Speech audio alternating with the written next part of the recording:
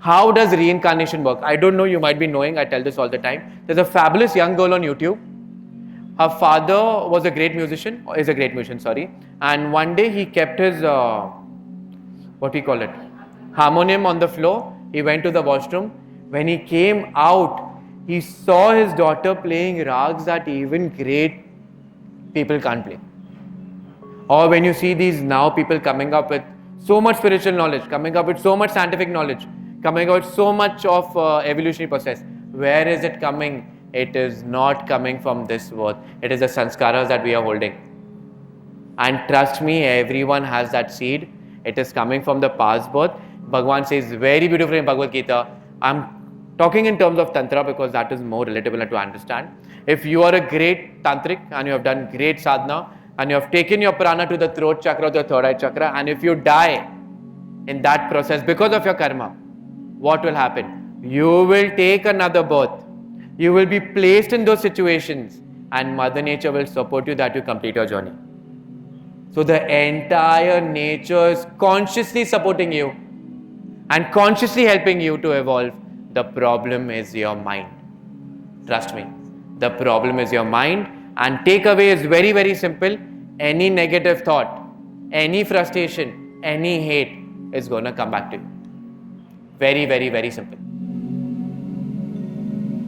Well, I'll just going to take 1 minute, but I want to throw this slide very clearly. Everyone talks about law of attraction, law of attraction.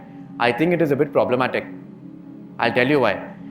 If I'm talking about law of attraction, I'm attracting something. Karma has been building. And I have placed that attraction higher than God. Nature will give you. There's a very beautiful story of Gautam Buddha, okay? I don't know if you're aware or no, but there was a very great Vedic astrologer, okay, during his time. And he was so famous that he had written his own Shastra, used to keep it on his heart, and he had followers running everywhere. You know Buddha's story, no? He was the king and he left everything. I'm not going on that side. And one day this man with great pride that I have mastered Vedic astrology and I have mastered everything, walking with his book, and all of a sudden on the sand he sees a footprint. And that was of Lord Buddha. And when he sees that footprint, he's like, impossible. He tells all the disciples, go ye admi ko pakdo, because this man is not supposed to walk on earth. He's supposed to be only on the golden foot. And he goes crazy because he's like, my Shastra, my calculations are always right. And they start looking. And this man with great pride sees Buddha sitting under a tree. And of course, Buddha is in that state of consciousness. He goes to Buddha and he's like, are you the man who came now because you're not supposed to? And he gives pura Buddha ka history. And Buddha being Buddha opens his eyes and tells that my desire for evolution was so strong that I went beyond the planets. So when knowledge will come, you will go in a state higher.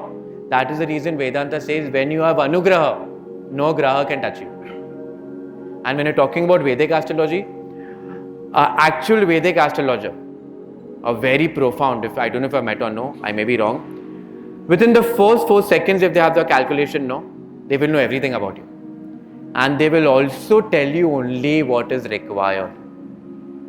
But your desire to evolve can take you to the highest. So it is good. In fact, I tell people don't go into astrology all the time because it conditions the mind and blocks the mind from evolution. If you have thrown your self in the ocean, it will teach you how to swim. But if you're looking for anything, then that is again a trap of ego and you're building more karma. Surrender, everyone talks, but it is very difficult.